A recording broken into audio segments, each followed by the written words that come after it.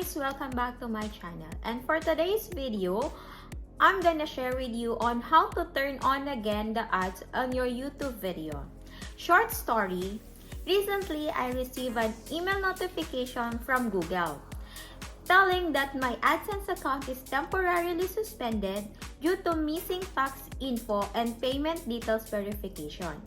But then, after successful verification and details approval, I noticed that there is still no ads playing in any of my videos. So today, I'll show you one by one or step by step on how to turn it on again.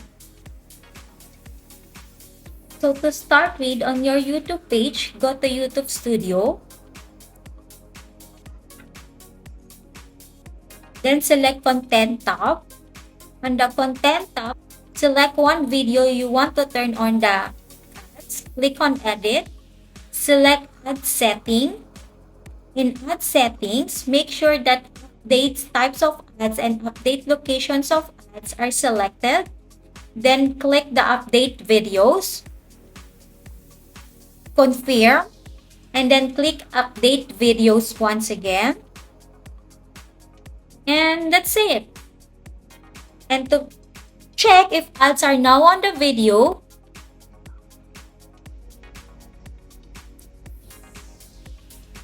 you can go back to your channel, click Videos, select one video to play, and voila! There are ads playing again. Yay! That's success! So, I'm just gonna check. I'm just gonna check that one more video. I'm gonna show you that all my videos are having an ads now. That's all, guys. Thank you for watching. I hope you find this video very helpful, just in case you will face the same issue in the future. Thank you. Ciao.